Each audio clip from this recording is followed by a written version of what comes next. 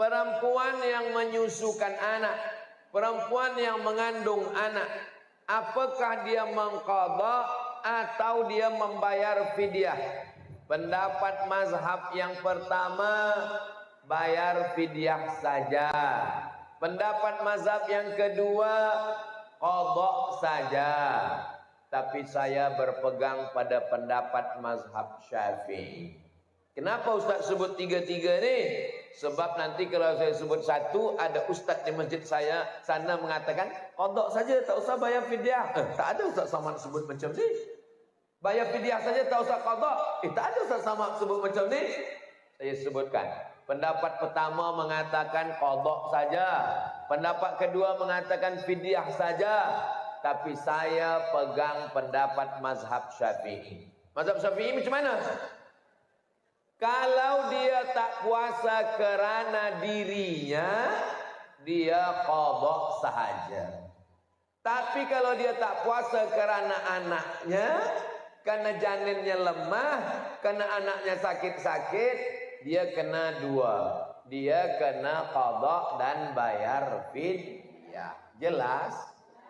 Saya ulang sekali lagi. Kalau dia tak puasa kerana dirinya sahaja, maka dia qadha sahaja. Tapi kalau kerana anaknya, maka dia kena qadha dan fidyah. Itulah yang saya pakai. Wallahu a'lam bishawab. Baik, terima kasih Ustaz. Dan satu pertanyaan ini penting juga sepertinya, karena masih belum jawabannya di mana hati seorang menantu. Pertanyaannya adalah, Ustaz, saya seorang istri dan menantu yang karena suatu kondisi saya tinggal bersama mertua dan ipar. Terkadang saya jengkel karena saya selalu disalahkan. Bahkan Ustaz, kalau saya masak saja kadang tidak dimakan. Apakah saya berdosa? Apa ini mau puasa Ustaz? Mohon bimbingannya agar saya jangan sampai berdosa atau seperti apa Ustaz? Kalau ibu sayang sama menantu, sayang sama anak, suruh dia menyewa rumah ngontrak. Supaya dia tahu sakit, senang, jatuh bangun, membina rumah tangga. Sayang sama anak, bukan serumah. Saya kasih tahu sama istri, nanti kalau anak ini besar, dia di rumah dia sendiri. Supaya dia tahu bersusah-susah.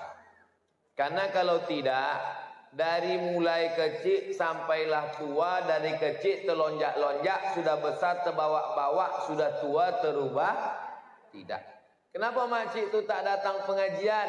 Anak dia kecil. Kenapa makcik itu tak datang pengajian? Anak yang kecil itu sudah besar, beranak kecil pula. Menitipkan anak dia yang kecil lagi. Kapanlah lagi ibu bahagia?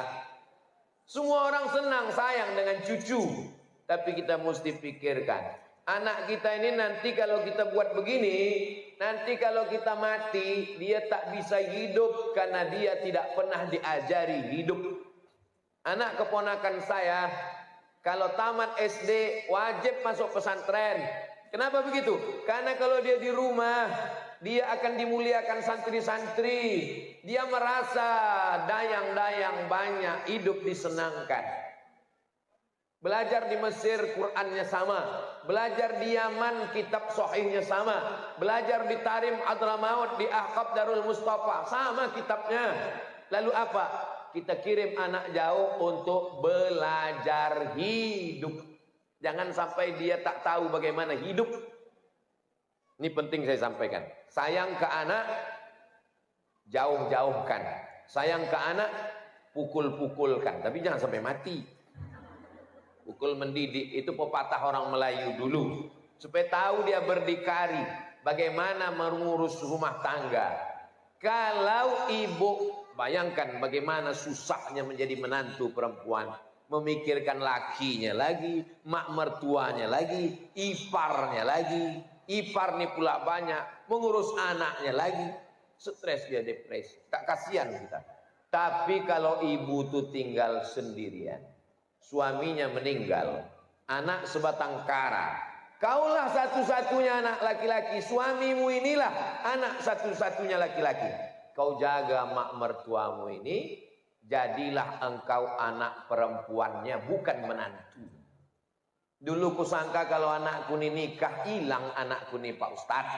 Ternyata sekarang bertambah anakku, menantuku ini lebih sayang pula lagi ke aku daripada anak jantan. Itulah yang ingin saya dengarkan. Jadi kalian yang perempuan-perempuan sebelum menikah, kalian bukan nikah dengan anaknya, tapi kalian akan menjadi anak perempuan bagi emaknya. Kalau sanggup kalian begitu, maka terimalah pinangannya. Kalau tidak, kalian tunggulah pinangan yang lain. Jelas? Ini bukan masalah fikih, ini masalah perasaan, ini masalah rasa. Kalau sudah kaca retak bisa direkat, galah patah boleh disambung. Tapi kalau hati sudah sakit, kemana obat akan dicari? Kalau satu ibu itu aja masih tahan dia, karena satu perempuan. Tapi kalau sudah ipar, adik ipar, kakak ipar, abang ipar, belum lagi masalah aurat, belum lagi masalah panjang itu. Lebih baik bersusah-susah dulu, tapi dia belajar hidup. Saya kira jawaban ini jelas, karena saya kalau bercakap itu tak pandai saya memilihkan kata yang lembut-lembut. To the point. Jelas?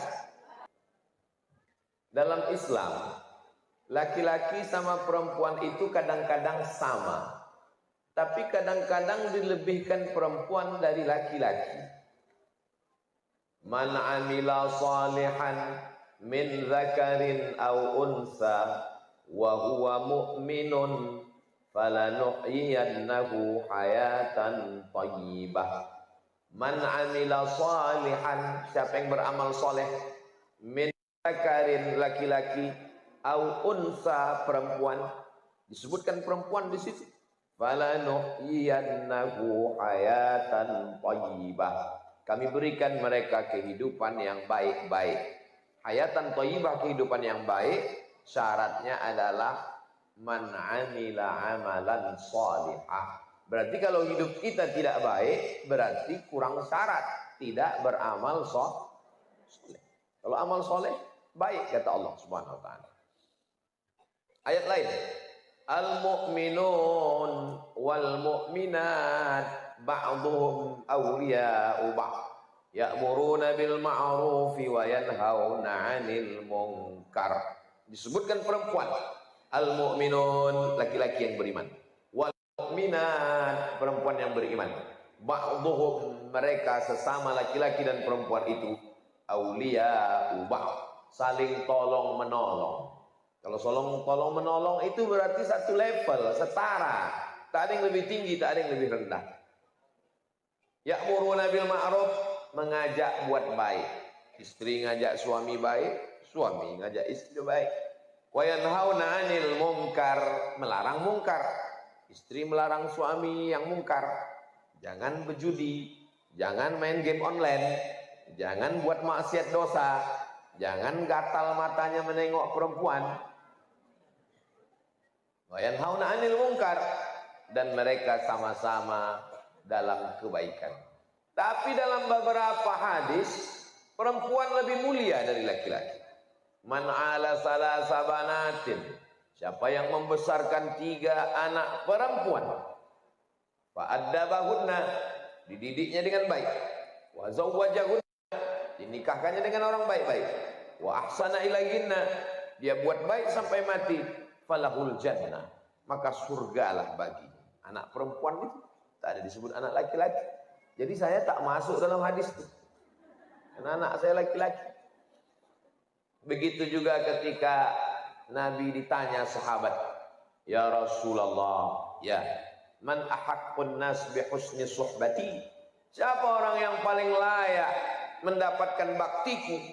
Ummuka, summa man? Ummuka, summa man? Your mother. Kami laki-laki tak masuk di situ. Dan ketika Nabi SAW masuk ke dalam surga, beliau menoleh ke belakang. Yang pertama kali masuk surga Nabi Muhammad SAW, dan orang kedua setelah Nabi tengok ke belakang. Ternyata yang masuk surga itu perempuan. Kenapa engkau di belakangku? perempuan yang menjaga dirinya iffah dan dia membesarkan anak-anak yatim. Itulah perempuan. Jadi kalau ada orang mengatakan laki-laki itu dalam Islam diskriminatif, perempuan diinjak-injak, perempuan, mungkin kau yang kena pijak di rumah. Yang salah bukan Islamnya, kebetulan kau nikah sama hantu. Kalau dia baik, perempuan itu dimuliakan, dihormati. Perempuan itu diajarkan bahwa dia memiliki kedudukan yang tinggi. Makanya dalam Islam, yang dulu perempuan itu dihina, direndahkan, dijadikan sebagai barang jual. Begitu Islam datang, perempuan tak boleh dijual belikan, perempuan tak boleh diwariskan. Malah perempuan mendapat harta warisan. Ini ibu-ibu ini dapat harta warisan semua. Cuman syaratnya bapak itu meninggal. Tapi Pak Ustadz nggak sama bagiannya. Walakum nisfu ma taraka azwajukum illam yakul lahunna walad. Laki-laki dapat setengah harta, 50% kalau tak ada anak. Fa in kana lahunna waladun falakumur rubu'u. Kalau ada anak, laki-laki dapat 1/4. Walahunnar rubu'u illam yakul lakum walad. Perempuan istri dapat 1/4 kalau ada anak. Kalau tak ada anak, fa in kana lakum waladun falahunnar sumunu. Tapi kalau ada anak, perempuan 1/8. Tuh, buktinya kami dapat sedikit Pak Ustaz. Laki-laki dapat banyak, itu bukan kemuliaan. Laki-laki dapat banyak karena tanggung jawab laki-laki lebih besar. Yang menikahkan anak, walinya laki-laki apa perempuan? Laki-laki jadi wali. Yang menanggung belanja nafkah, laki-laki. Yang mengasih mahar, laki-laki. Jadi kalau Islam melebihkan laki-laki, bukan melebihkan perempuan, tapi karena tanggung jawab di pundak laki-laki lebih besar. Sekarang banyak laki-laki yang tak sanggup memikul tanggung jawab, tak sanggup jadi laki-laki, itulah mereka melambai macam perempuan. Dilaknat Allah. La'anallahul mutasyabbihin minar rijal bin nisa. Allah melaknat laki-laki yang menyerupai perempuan. Dulu ada laki-laki berinai. Berinai laki-laki dibawa ke Nabi. Tanya Nabi, kau laki-laki kenapa berinai? Lalu diasingkan. Kalau dulu waktu ada COVID, kan diasingkan orang kena COVID kan? Apa namanya? Diisolasi. Ini orang yang begini ini diisolasi. Tempat isolasi COVID kemarin. Tak boleh dia bercampur dengan laki-laki normal. Kenapa? Karena barang busuk mempengaruhi barang yang bagus. Ini ada jeruk 1 busuk. Ada jeruk 9 bagus.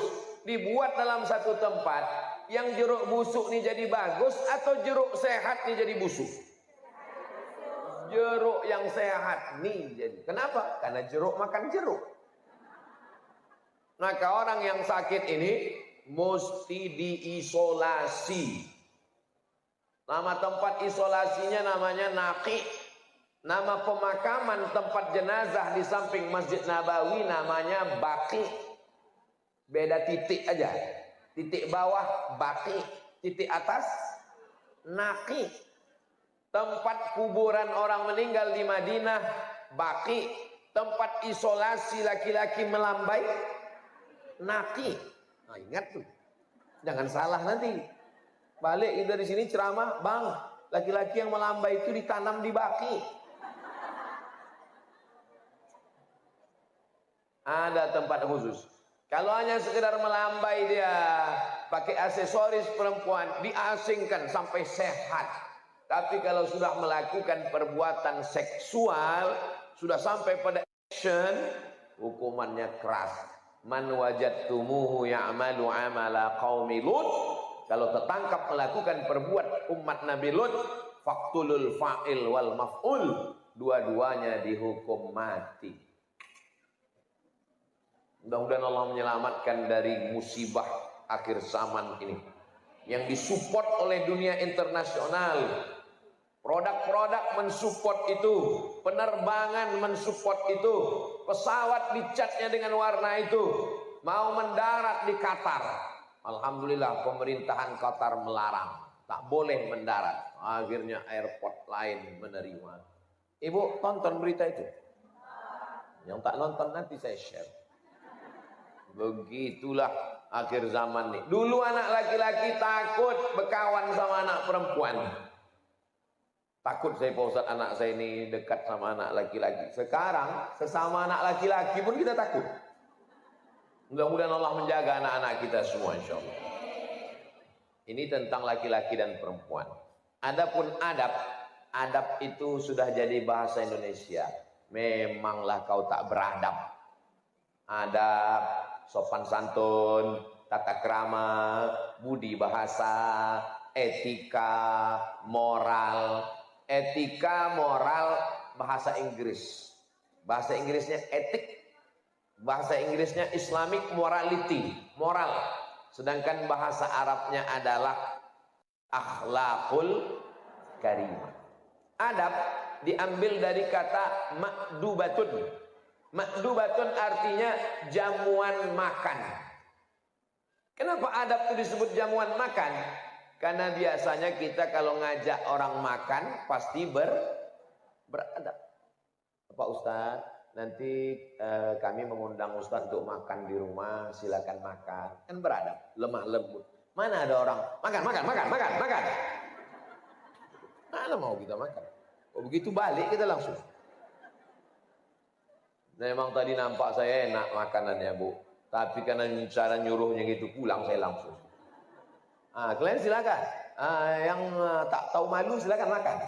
Yang malu-malu kucing, tak tahu malu anjing. Langsung balik kita merajuk. Jadi makna adab itu diambil dari bahasa Arab makdubatun, artinya tata krama, mengundang makan. Ada di tengahnya itu sambal, ada ikan gulai, ada sotong, ada cumi, ada manisan, ada dessert, ada kolang-kaling, ada macam semua. Dalam Islam ada tata keramanya. Tak boleh kita tangani jauh-jauh. Makanlah apa yang dekat. Kul mimma yalik, apa yang dekat itulah makan. Pas yang dekat itu sambal belacan. Nasib lah. Alhamdulillah. Sekarang mejanya bisa berputar. Berputar. Meja itu tak berputar Pak Ustadz. Yang di atas itu berputar. Ya. Berputar. Asal diputar pas. Terus sekali kita terong rebus. Putar sekali lagi kangkung. Bapak tuh asal udang ke situ. Asal cumi pindah ke meja lain. Bapak Ibu yang dimuliakan Allah. Itu asal kata adab-adab. Mana yang lebih tinggi ilmu dengan adab? Al-adab fauqal ilmi. Lebih tinggi adab daripada ilmu. Ada budak ini pandai, cerdas, otaknya menangkap, ayatnya banyak, hadisnya banyak, hafalannya, tapi tak beradab. Ada yang tapi beradab. Saya lebih mengutamakan orang beradab daripada berilmu. Makanya santri-santri yang mau dikeluarkan, Ustadz, ini ada santri. Saya tanya, kenapa dia dikeluarkan? Karena tak mencapai target hafalan. Jangan keluarkan kalau karena hafalan. Mungkin akalnya kurang mampu. Kalau otaknya kurang mampu, kita bawa ke Batam. Kasih makan otak-otak.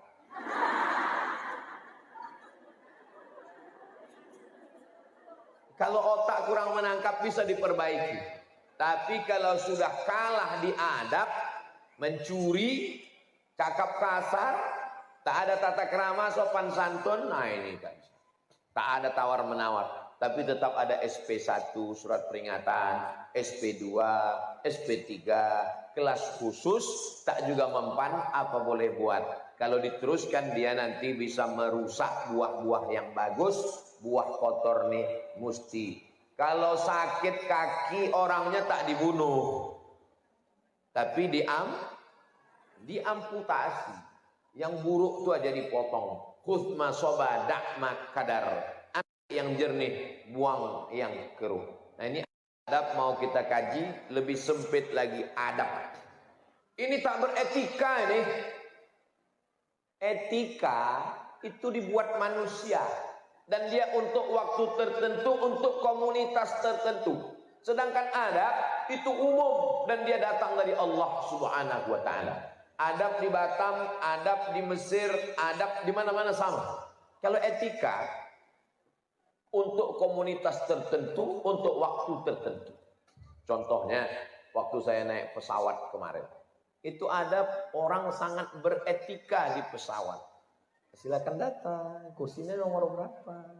Silakan duduk, itu seatbeltnya belum dipasang. Bapak mau minum apa? Mau minum teh, teh manis apa teh kelat apa teh pahit? Mau teh manis, teh pucuk, teh daun apa teh daun? Mau teh pucuk, mau dipoci apa ini? Airnya panas atau suam-suam kuku atau hangat-hangat sehangat hati aku ke kamu? Mati lagi kan? Di pesawat tuh dia sangat ramah, sangat baik. Begitu pesawat mendarat di Hang Nadim Airport, turun ke bawah, berjumpa, hidungnya pun tak menyaut. Itu namanya etika, bukan adab. Karena memang begitu diterapkan oleh maskapai penerbangannya. Selama di atas itu memang dia mesti begitulah adab dia. Roknya mesti koyak. Memang udah begitu diatur. Ustaz kok tahu? Saya udah menunduk. Saya udah berusaha menunduk. Saya ini kan ustaz. Sudah menunduk, berusaha didekatinya pula. Pas berdiri di depan saya. Apakah Bapak Ibu bersedia untuk mengatakan iya? Katanya. Astagfirullah. Maksudnya saya bilang iya. Apakah yang duduk di sini bersedia untuk mengatakan iya? Iya, kata saya. Saya tak tahu apa maksud iya. Bapak dan Ibu ini sedang berada di kursi yang paling berbahaya. Kursi emergensi. Kalau nanti terjadi sesuatu, maukah membantu saya membuka pintu ini? Katanya. Kenapalah saya diletakkan di kursi ini?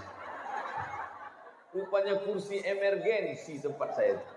Kalau terjadi musibah, akulah mati duluan.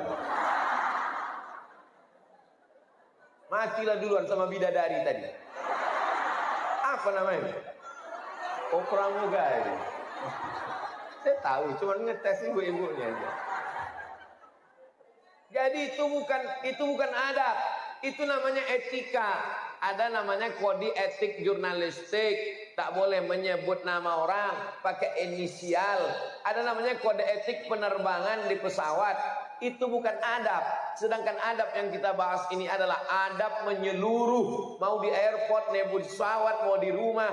Ini adab yang dibawa oleh Nabi Muhammad sallallahu alaihi wasallam. Kita awali dulu dari adab waktu malam bangun sahur.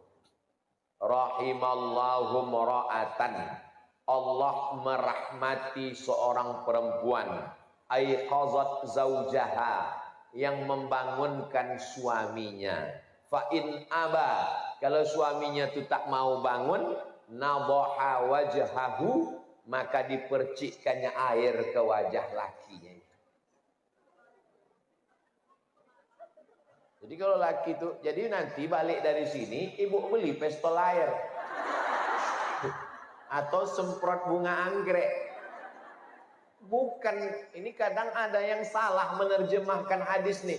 Naboha wajahahu, siramkanlah ke wajahnya. Bukan siramkan. Naboha itu artinya percikkan. Bang, wake up my darling. Itu kalau nikahnya bulan Sya'ban kemarin. Tapi kalau udah anak 3, yang satu pula semester 5. Nah, bangun bang, bangun. Nunggu imsak dah. Tapi hadis ini dipotong Ustadz Somad supaya sesuai judul. Pangkal hadisnya itu rahimallahu mara'an aiqadha zaujahu. Beruntunglah orang mendapat rahmat Allah karena suami itu duluan membangunkan istrinya. Jadi aslinya suami itu duluan membangunkan istrinya. Tapi kalau tidak, ibu membangunkan suami, dapat pahala yang sama. Itulah untungnya kalau suaminya sama ngaji, sama ustadznya. Kalau tak sama, nanti begitu dibangunkan, surga kau untuk kau, urus saja lah surga kau, jangan urus urusan. Aku mau masuk neraka, mau apa, bukan urusan kau. Surga kau di sini letaknya. Ini penting. Nah, walaupun bapak itu tak datang, tapi saya yakin dia sedang menonton streaming ini.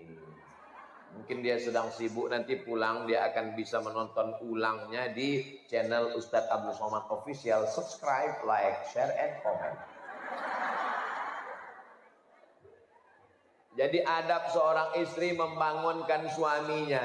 Sampai kalau dia susah bangunnya. Ada model laki-laki itu susah bangun. Payah membedakan antara tidur sama sakaratul maut.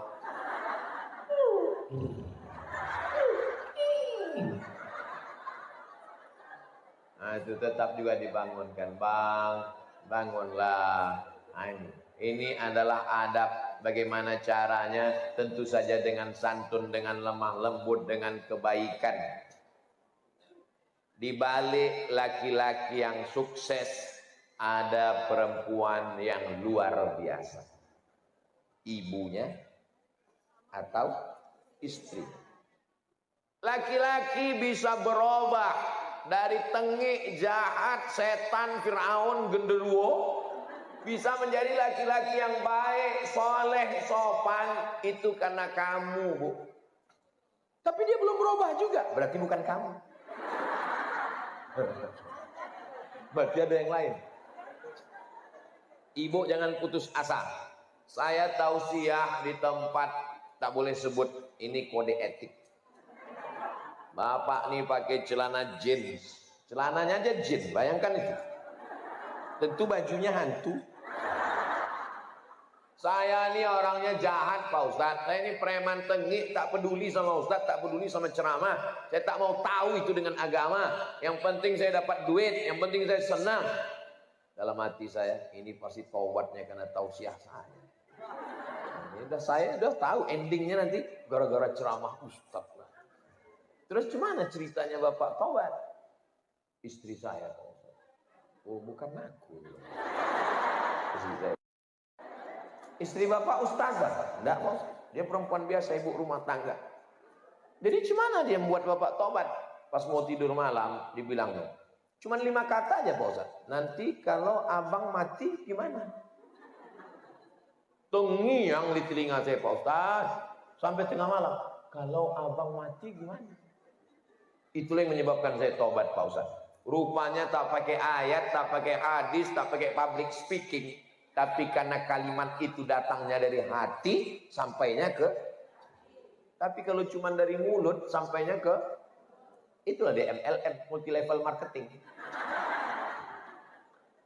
Ibu bukan ustazah, ibu bukan muallimah, ibu tak tamat pesantren, ibu perempuan biasa, ibu rumah tangga. Tapi hati yang tulus, ikhlas karena Allah Subhanahu wa Ta'ala masuk ke dalam hati. Saya dulu sekolah di Medan.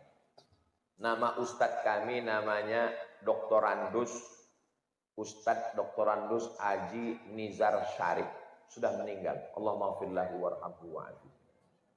Dia bercerita tentang bagaimana hebatnya perempuan solihah. Di Madrasah Muallimin Al-Wasliyah, Jalan Sisinga Mangaraja, Simpang Marendal. Saya di situ belajar dari tahun 90 sampai 95. Ada seorang laki-laki, dia mau membunuh bininya. Bagaimana caranya? Dimasukkannya ular berbisa di dalam tempat beras. Dulu menyimpan beras itu di dalam tanah liat. Apa namanya itu?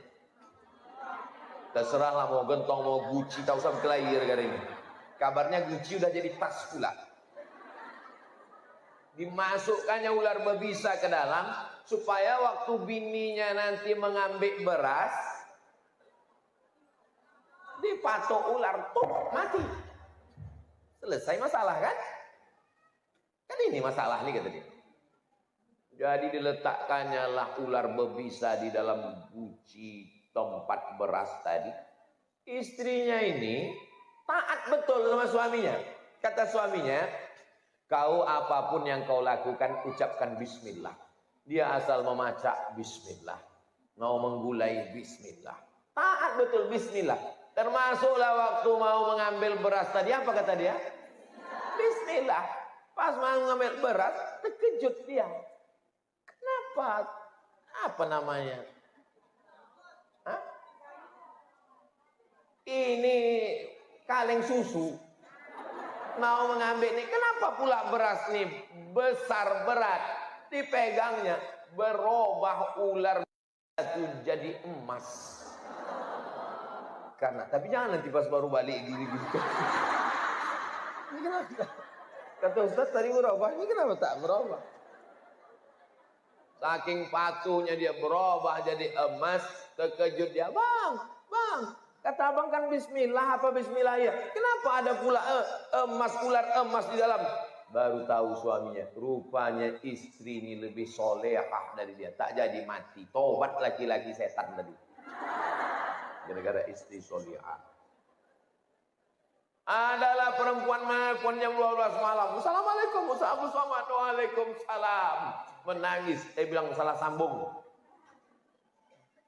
Ini memang saya nelpon Pak Ustaz. Ada apa, Bu? Suami saya di ruang tamu, Pak Ustaz, mohon maaf, beribu maaf, tak layak saya cakapkan. Suami saya di ruang tamu sama WTS, Pak Ustaz. Ibu di mana? Saya di kamar di atas sajadah sholat tahajud. Kenapa tak dilemparkan dia pakai periuk belanga biar dia keluar? Kata suami saya, sorga di bawah tapak kaki dia, Pak Ustaz. Ini pembodohan. Kalau ada laki model begini, keluarkan semua yang dari dapur itu ke ruang tamu. Batu gilingan, itu yang pertama. Yang dimaksud taat sama suami itu kalau suaminya taat kepada Allah dan kepada Rasulullah.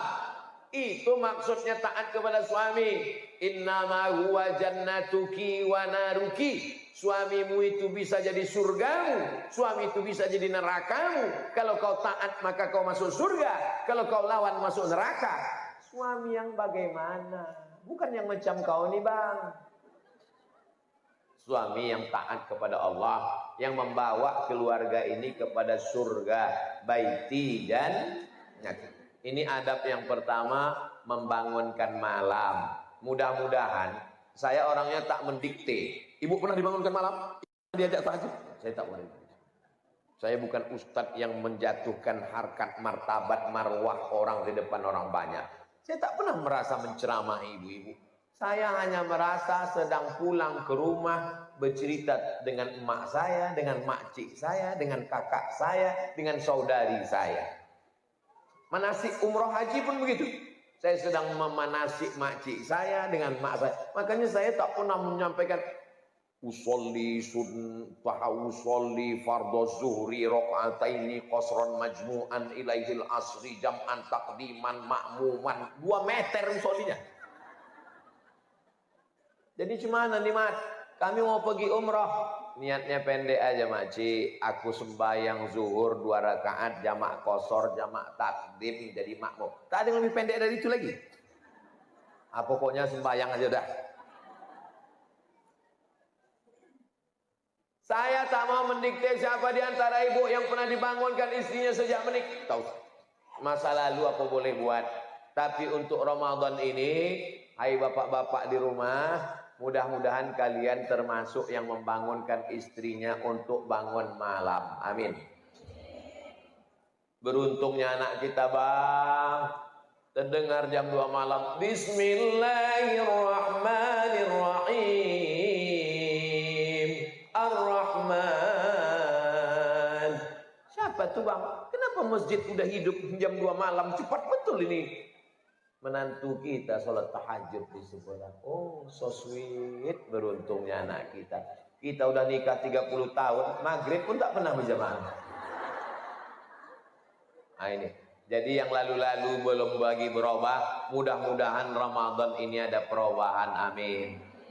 Kalau ibu dibangunkannya bersyukurlah, Bu. Kalau ibu tak dibangunkannya, ibu membangunkan dia dengan adab-adabnya. Bangun ya bang. Tak juga bangun, bangun bang. Bentar lagi azan. Tak juga bangun bang. Malaikat maut dah dekat. Tak juga bangun. Bisikkan ke telinganya sebelah kanan. La ilaha illallah. Apanya kau? Itu kan untuk orang sakaratul maut. Sangka abang tak mau mati. Sahur. Mana lebih dulu tahajud atau makan sahur Pak Ustadz? Dianjurkan untuk mengakhirkan sahur dan menyegerakan berbuka. Maksud mengakhirkan sahur itu sebelum azan subuh. Bukan jam 6 pagi. 6 pagi. Kok kenapa jam 6 pagi? Dianjurkan mengakhirkan sahur. Kulu, makanlah.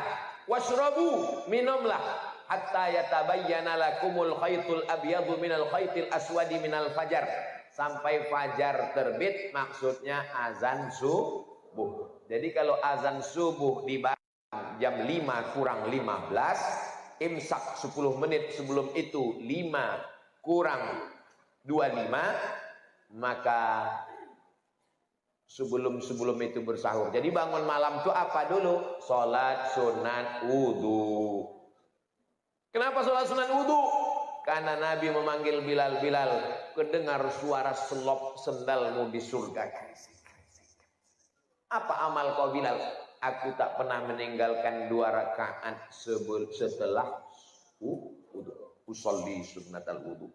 Habis itu sholat sunat taubat, bukan tauco.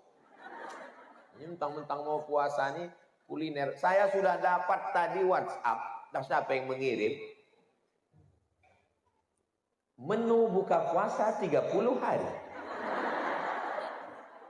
Bagus. Bagus apa tak bagus? Bagus. Ini kan santapan jasmani. Tapi rohani ini jauh lebih penting. Karena dalam lagu bahasa bangsa Indonesia, bangunlah jiwanya. Bangunlah perutnya. Bagaimana mau jiwa bangun kalau makan tak sehat? Lalu kemudian sholat sunat tahajud. Ini adab-adab. Bagusnya berjamaah. Tapi suami saya Pak Ustadz, suaranya tak bagus. Dia kalau jadi imam sir. Tak usah ibu mengamuk gara-gara itu. Itulah beruntungnya ibu Susi. Suaminya kalau sholat tahajud itu bersuara. Ini abang tak berbunyi. Kebetulan takdir ibu dapat imam silent. Allahu Akbar. Allahu Akbar. Asal berbunyi Allahu Akbarnya jadilah. Daripada laki orang sebelah mabuk sakau. Daripada laki orang sebelah dilarikan pelakor. Begitu caranya. Oh tapi kalau masalah akhirat itu kan kita tengok yang paling bagus Pak Ustaz. Dia menengok yang paling bagus. Kalau dia ibu repeti juga, dia baru tobat kemarin. Tak jadilah aku tobat kata dia. Mudah-mudahan dibukakan Allah pintu hidayah insyaallah. Amin. Support dari ibu terus. Abang mesti bertobat bang. Abang semangat terus bang. Aku baru hafal kul wallah. Tak apa-apa bang. Kul wallah terus tak apa-apa. Teruslah kul wallah. Luar biasa. Nah, ini lalu kemudian. Kalau tadi sudah witir di masjid sholat tarawih. Tak usah witir lagi. La witrani. Tak boleh 2 kali witir dalam 1 malam. Selesai sholat. Pak Ustadz. Suamiku ini kan baru hijrah. Kalau aku jadi imam gimana? Tak bisa. Tak bisa. Walaupun hebat ibu qori'ah hafizah, tak bisa.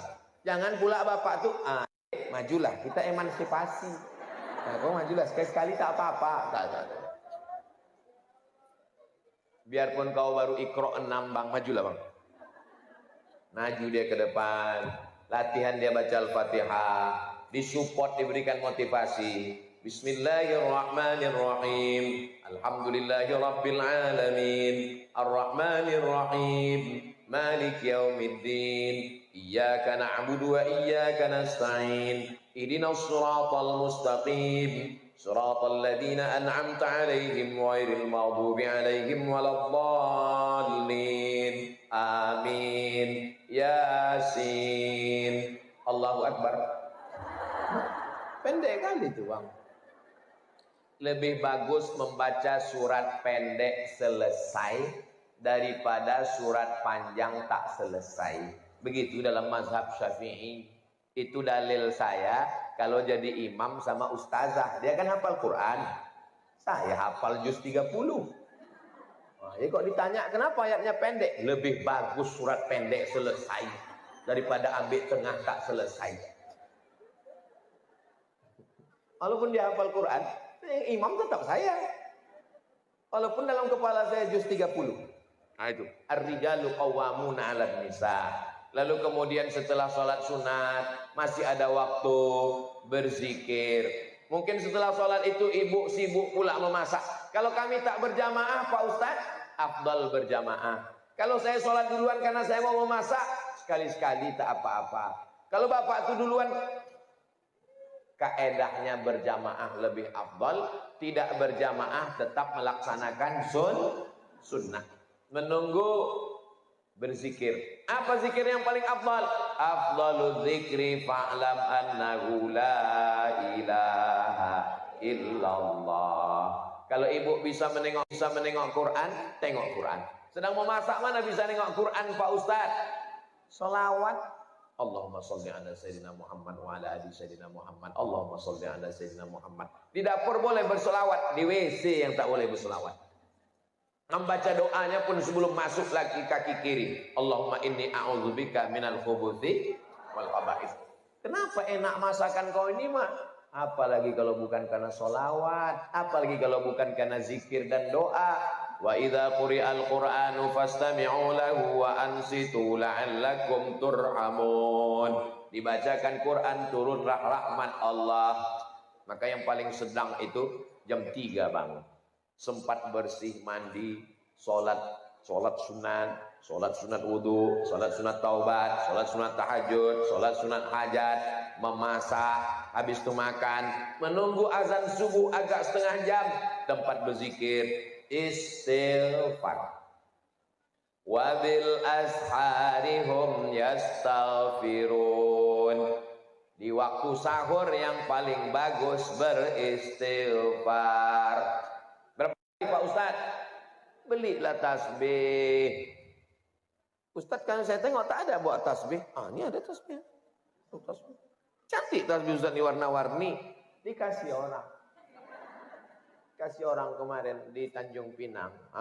Bertasbih. Astaghfirullahaladzim, astaghfirullahaladzim, astaghfirullahaladzim, astaghfirullahaladzim, astaghfirullahaladzim, astaghfirullahaladzim. Tetap ada makharijul hurufnya. Jangan karena hanya mau mengejar 100 tak jelas ini.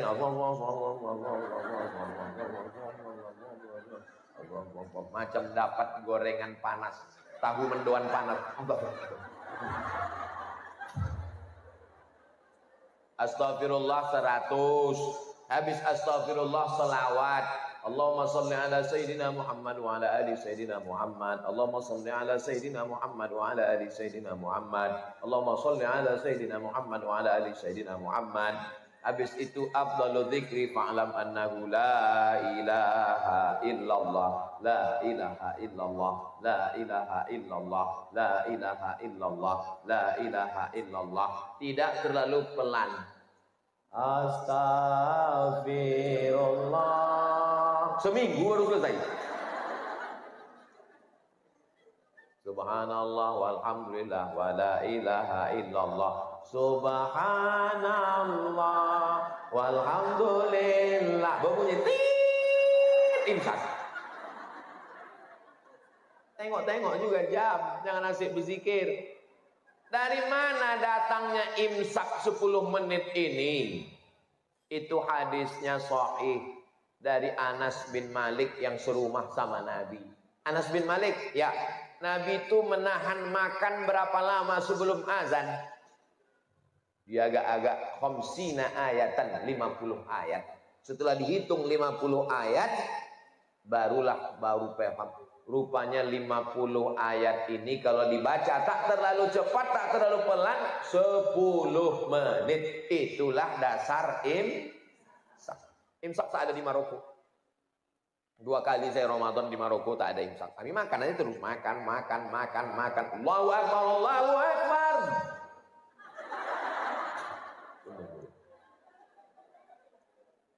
Assalamualaikum Ustaz. Waalaikumsalam. Kalau mulut kita berisi nasi, iya, terdengar azan gimana? Kata Ustaz itu selesaikan secepatnya. Batal puasa. Orang yang menelan ketika azan sudah berkumandang, batal puasanya. Tapi pastikan itu azan Dumai, azan Batam, azan Pekanbaru, azan kota kita. Bukan azan Jakarta. Azan handphone. Memang asli azan. Tapi ada ustaz yang mengatakan kalau mulut berisi air, berisi makanan, semua kemandang azan, telan aja. Itu ceritanya panjang. Ceritanya begini. Zaman dulu, orang itu azan sebelum masuk waktu. Masuk waktunya pas pada kalimat hayya 'alas shalah. Allahu Akbar, Allahu Akbar. Belum masuk waktu. Dia agak-agak masuknya waktu pas hayya 'alas shalah. Hayya 'alas shalah, baru masuk waktu. Itulah maka ada ulama yang mengatakan kalau kau dengar Allahu Akbar telanlah karena belum masuk. Tapi sekarang di Batam, di Jakarta, di Pekanbaru, di Kuala Lumpur, di Johor, semua muazin mengumandangkan itu setelah masuk. Jangan telan. Kalau ditelan batal puasa. Kalau tetelan Pak Ustaz? Menanya apa menawar? Maka paling bagus imsak. Imsak itu adab bagus. Kenapa? Kalau sudah terdengar suara sirine, gosok gigi, berhenti makan, berzikir istighfar, tidak akan ada was-was.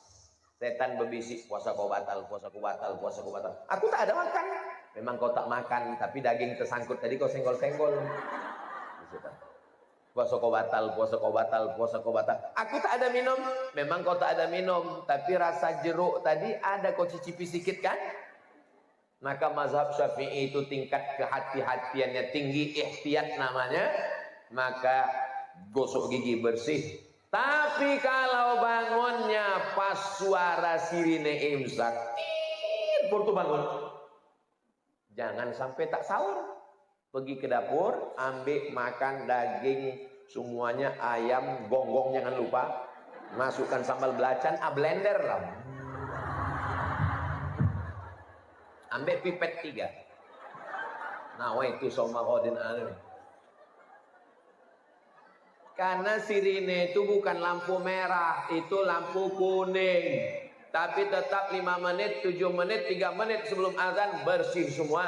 Supaya jangan ada syak. Karena setan masuknya dari pintu syak. Ragu. Adab. Setelah itu kemana lagi? Ke masjid. Tapi kami perempuan Pak Ustadz.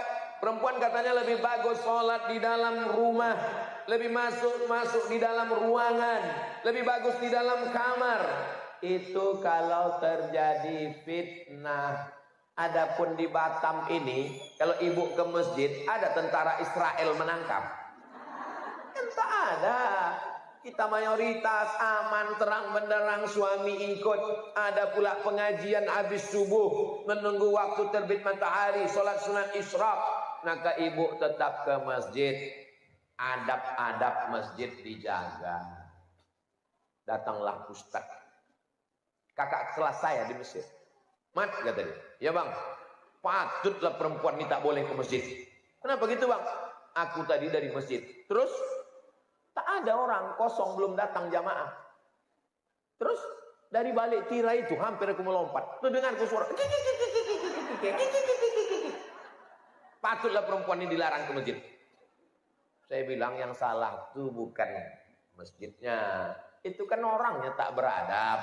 Makanya perempuan ke masjid tetap jaga adab-adab syarat dan ketentuan jangan pakai parfum berlebih-lebihan. Sampai tercium imam hilang ayatnya. Jangan pakai celana sempit. Ini banyak juga nih kadang anak-anak gadis nih ke masjid memang pakai telekung, tapi pakai lijing. Banyak latuk-atuk masuk paret nengok itu. Jangan sampai bicara aib di situ. Asal udah sampai ke masjid, mencari besti. Mana besti? Sudah dekat. Assalamualaikum warahmatullahi wabarakatuh. Assalamualaikum warahmatullahi wabarakatuh. Betul. Dia tak tahu CCTV. Hindari dekat orang yang terlalu akrab. Kalau ada dia sana awak sini. Kenapa? Karena kalau sudah dekat orang akrab ini lupa dunia, seakan-akan dia berdua aja dalam masjid itu. Hindari pakai pakaian yang norak. Kan ada rasa kita berpakaian ini. Dipakailah telekung yang bunga, semua ada bunga situ. Macam karangan ucapan selamat nikah belakang. Bunga mawar, bunga melati, bunga tai ayam ada semua. Sampai orang yang di belakang mau menengok pun, di mana dia membelinya? Berapalah harganya? Jangan berlebih-lebihan. Kul makanlah, washrab minumlah, walbas berpakaianlah, min ghairi sarafin, jangan berlebih-lebihan, wala makhilatin, bukan untuk sombong-sombongan. Begitu pakaian dalam Islam. Tapi bukan berarti ibu-ibu yang udah pakai seragam nih lalu, ini ustadznya menyindir kami. Udah. Saya ustadz yang tak pandai sindir menyindir. Ibu yang punya sudah seragam bagus, yang belum lunas mudah-mudahan segera lunas. Lalu kemudian adab ke masjid dijaga. Macam mana membawa anak Pak Ustadz? Kalau anak ini sudah mumayyiz, sudah bisa menerima perintah dan larangan, bawalah. Ribut dia, diam dia, bawalah. Tapi ketika kalau anak saya belum, anak saya itu kalau diginikan, diginikannya pula saya. Kau di rumah aja lah. Tapi kalau ada yang menjaga, bawalah pojok, jangan terganggu orang sholat. Ini untuk menjaga kemaslahatan bersama. Tapi jangan semua anak-anak dilarang. Di Masjid Agung An-Nur Pekanbaru, waktu dulu saya tausiah, itu di belakang dibuatkan satu shop anak-anak. Penjaganya pakai jubah warna hijau membawa rotan panjang. Pas saya selesai sholat, saya tengok, jok kujong. Pas saya dekat senyum. Mau kau pukul anak? Enggak, nakut-nakutin. Jadi berdua ada satu orang menjaga. Kalau tidak anak ini meribut semuanya, lari-lari dia. Kebetulan ada pula jamaah itu udah tua, kacamatanya letaknya di bawah. Asal anak itu lewat, ai gitu. Ai gitu. Begitu salam, assalamualaikum warahmatullahi. Tak sempat salam ke kiri, anak kau nih. Ini juga kita jaga adab-adab membawa anak ke masjid. Memang anaknya anak bapak, pakai bin bapak. Tapi yang disalahkan orang? Tahu ibu tak? Setelah itu pulang ke rumah. Kalau maghrib sekarang jam 6.15. Tadi kami habis tausiah jam 6.15. Sholat sunat isyraq 2 rakaat. Pulang ke rumah. Jangan alaskan mau masuk kantor, mau kerja, takut macet dan lain sebagainya. Dalam hati, lubuk hati kita tahu kita ini sedang mengada-ngada. Padahal balik ke rumah 6.30. Masih sempat lagi bersiap-siap. Lalu kemudian berangkatlah suami. Kalau kebetulan ibu wanita karir, jaga adab-adab. La yakhluwanna rajulun ma'amra'atin illa ma'azi mahramin. Jangan sampai berdua-duaan di kantor dengan orang tak mahram. Tak apa-apa Pak Ustadz, udah macam abang saya, udah macam pakcik saya, udah macam kakak saya. Berawal dari macam, berakhir dengan macam-macam. Setan kan dibelenggu Pak Ustadz. Kata Syekh Muhammad Mutawalli Sya'rawi, makna setan dibelenggu, kejahatan itu datang dari dua. Yang pertama dari diri sendiri, yang kedua datang dari godaan setan. Jadi kalau bulan Ramadan ada orang jahat, setan udah dibelenggu, berarti dari kata setan, aku tak ada godaan gitu. Aku aja terikat ke setan. Banyak setan sekarang tak menggoda, pas mau digodanya kata kawannya, itu tak usah goda, kenapa? Lebih parah pula dari kita lagi gitu setan.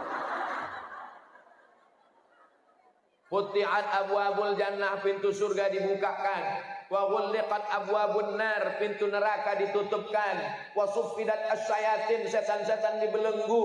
Riwayat lain wa ghulliqat wa suffidat wa sulsilat asyayatin, setan-setan dikerangkeng, diikat. Apa kata Imam Nawawi? Saking kuatnya iman orang yang berpuasa, airnya halal, makanannya halal, istrinya halal, tapi dia tak mau, maka kata setan, sepertinya aku terbelenggu, tak bisa menggoda. Itu makna lain dari setan dibelenggu. Jangan kita nanti katanya setan diikat. Ini kenapa banyak saya orang ini? Paham kita sudah. Ini adab yang diajarkan Nabi Muhammad SAW. Berapa lama kita jaga adab ini? Sahur jam 5 kurang 15, berbuka jam 6 lewat 15, berarti 13 jam setengah. Mata dijaga, mulut dijaga. Assalamualaikum, waalaikumsalam. Kabarnya anak si anu, lagi si anu, bini si anu, tetangga si anu. Ingat ceramah Ustaz Somad terakhir di Batam kemarin, kata dia jaga ini adab mulut. Terus gimana ini? Nanti habis maghrib kita teruskan. Puasa ini bukan bulan menumpuk amal. Puasa ini bukan bulan menyiksa diri.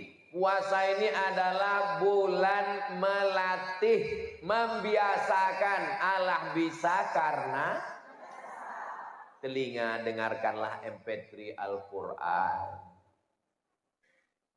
Speaker Quran. Download. Tulis qori siapa kesenangan. Ustadz Muzammil Hasballah, Ustadz Darwin Hasibuan, Ustadz Ja'far Hasibuan, Kiai Haji Muammar ZA. Banyak qori-qori yang bisa didengar, sehingga yang masuk ke kepala kita, ke hati kita, ke pikiran kita adalah Al-Quran. Saya Pak Ustadz dengar Quran terus ingin beralih pula lagu religi. Cari lagu-lagu religi, sholawat. Salatullah, salamullah. Ini lagu lama Pak Ustadz, yang barulah. Tak tahu pula saya lagu yang baru. Nah, pokoknya yang religi bagus. Saya ini Pak Ustadz udah mabuk didengar dunia dengan dunia nih. Ingat lagu mati. Mati. Orang kaya mati, orang miskin mati, emak-emak mati. Ustadz lama matinya.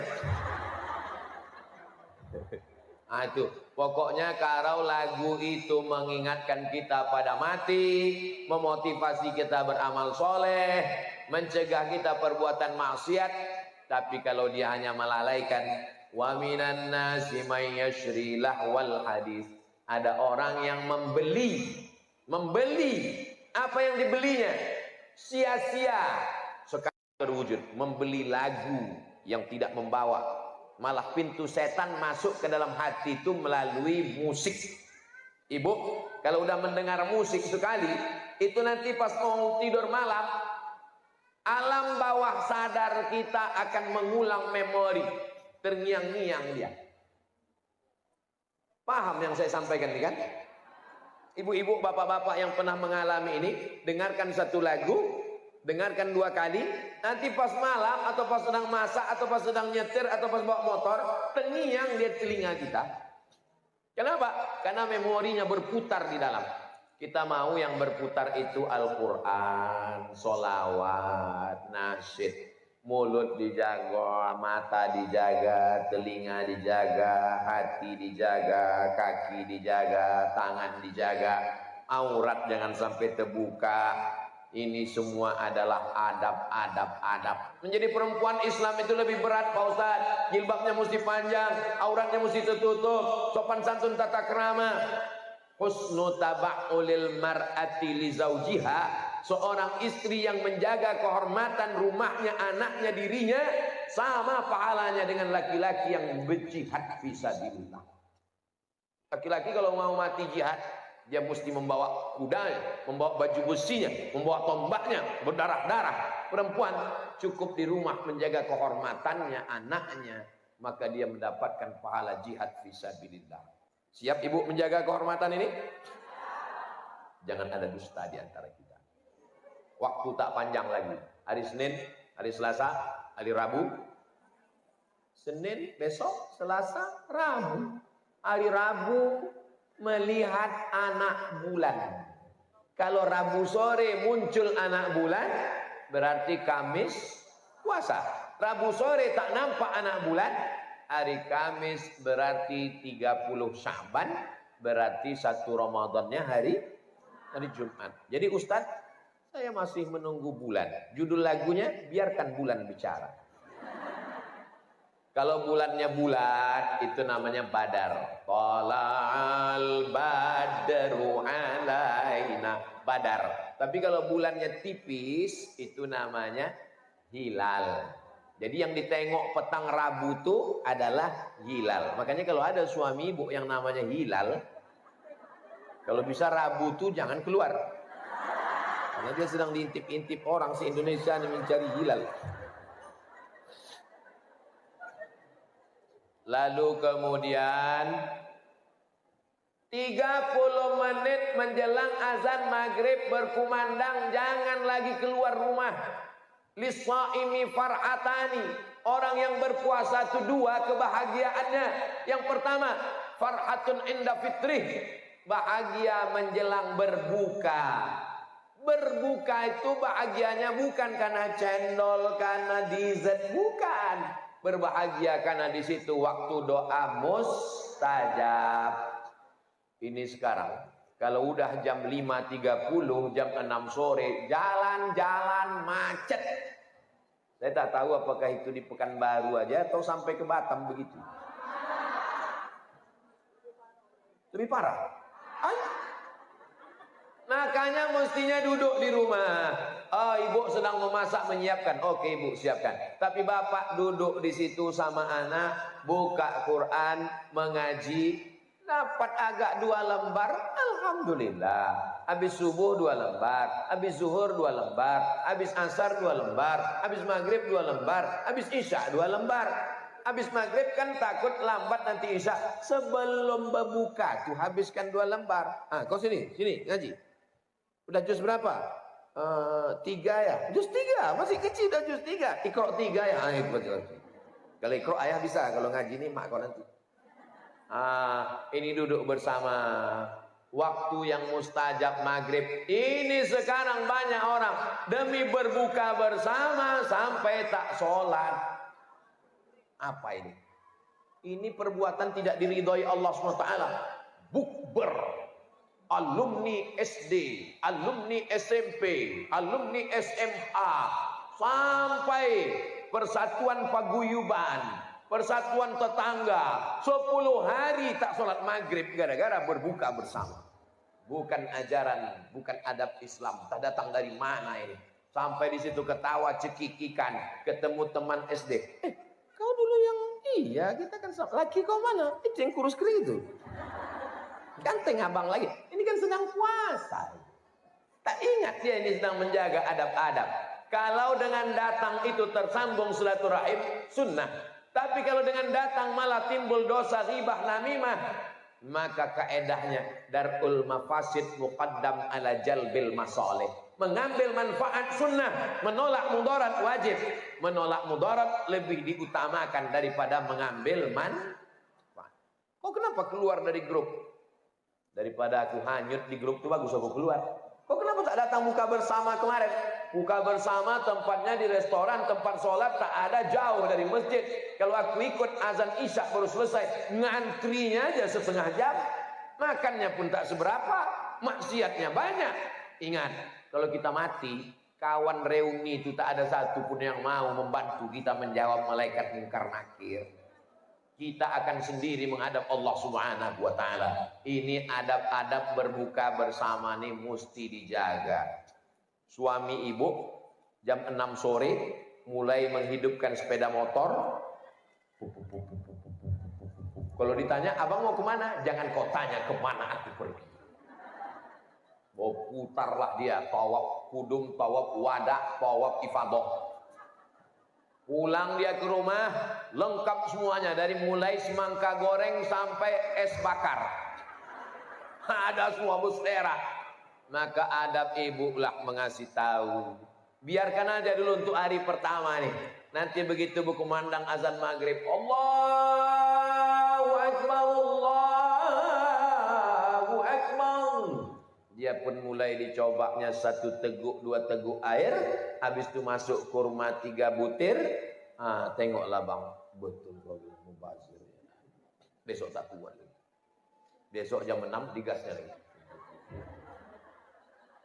Mesti saling ingat mengingatkan.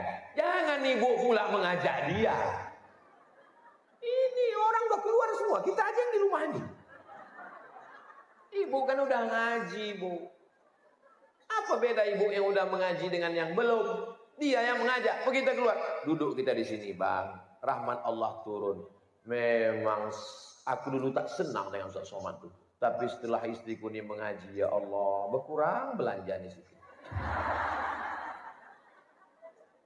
Kalau memasak kolak di rumah 4 mangkuk, ibu, suami, anak 2, maka di bulan Ramadan masaklah 8 mangkuk. Untuk siapa yang 4 lagi nih Pak Ustadz?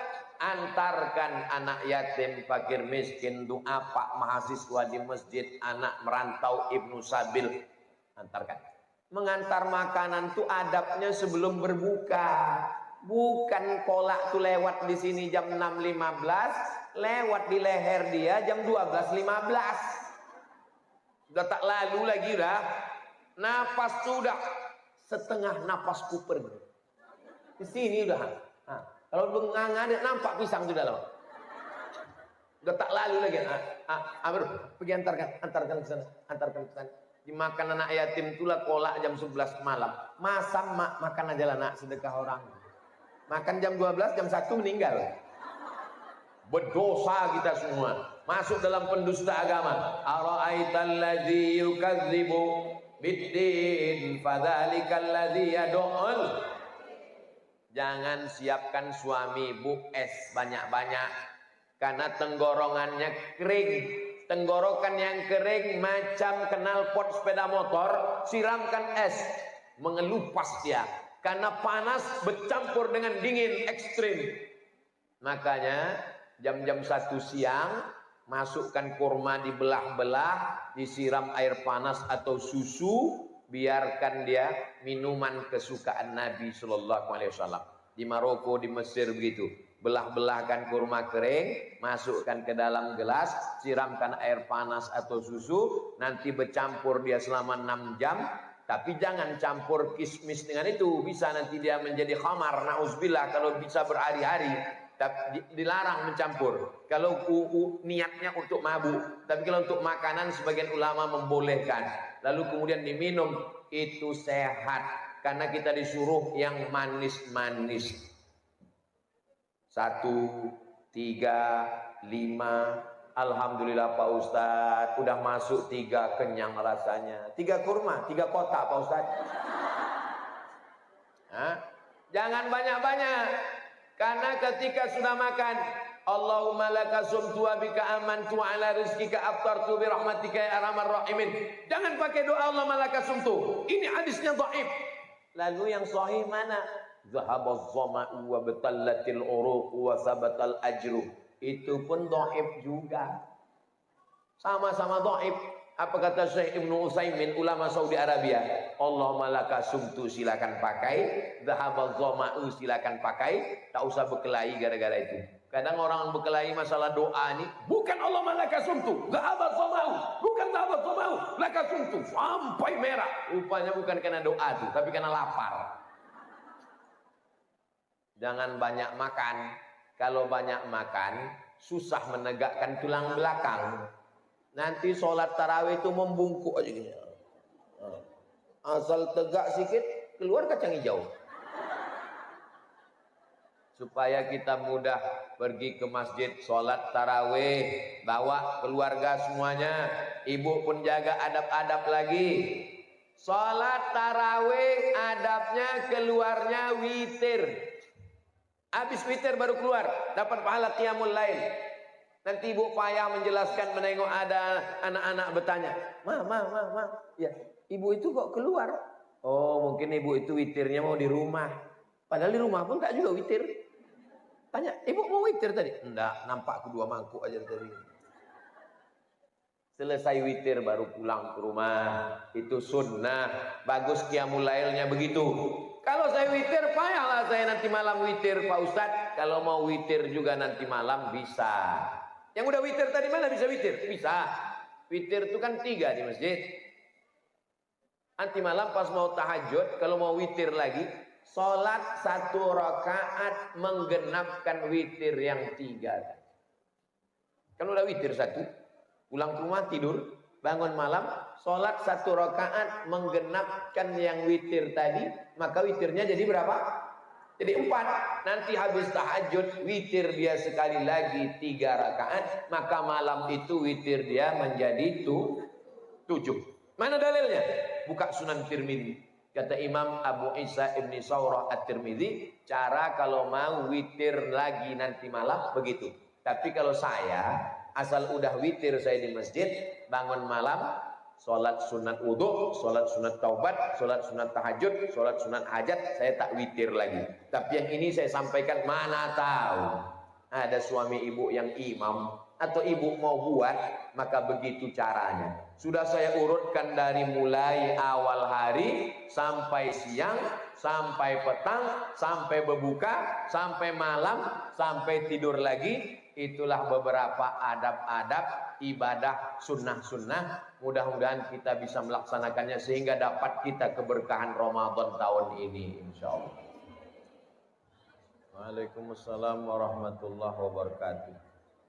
Ulama hanya membolehkan minum pil penunda maaf menstruasi pada haji dan umrah karena daruratnya tingkat tinggi, tidak bisa menambah hotel mahal, tidak bisa mengundurkan penerbangan, kaitannya dengan 5, tiket pesawat, visa, izin tinggal, catering, hotel. Karena darurat tingkat tinggi itulah maka dibolehkan. Kaedahnya ad-darurat tubihul mahzurat.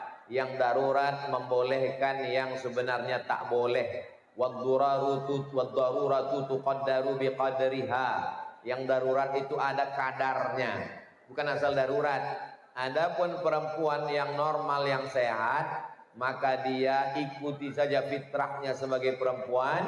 Dia tidak puasa 7 hari karena berhalangan di bulan Ramadan, nanti dia ganti di luar Ramadan, digantinya di bulan Syawal, niatnya niat qadha.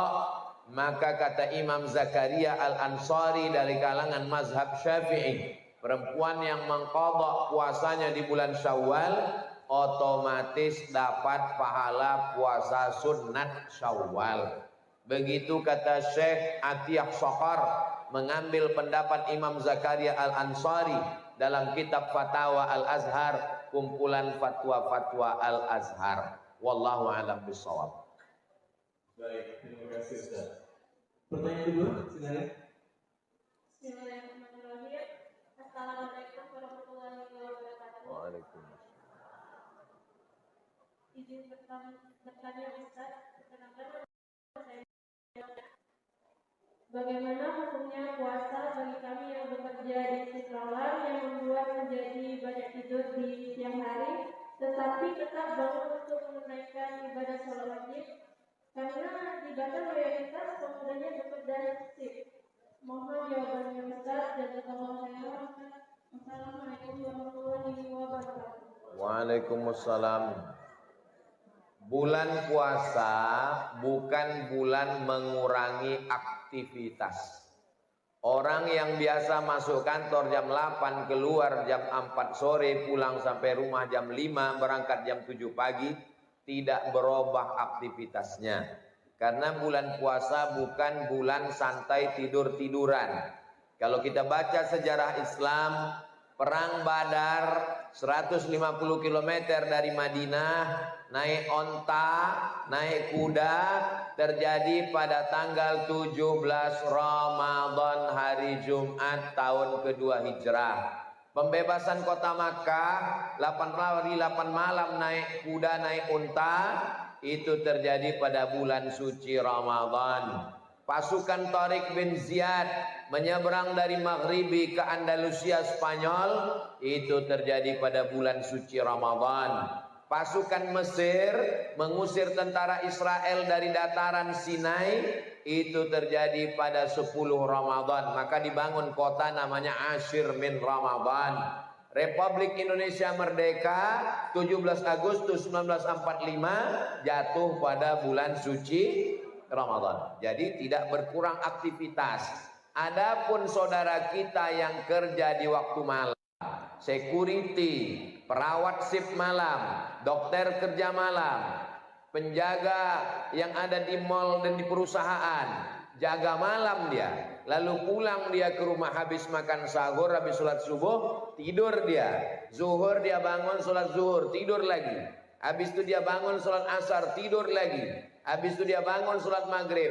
Puasanya sah karena tidur tidak membatalkan puasa. Pahami jawaban saya dengan baik. Jelas? Wallahu a'lam.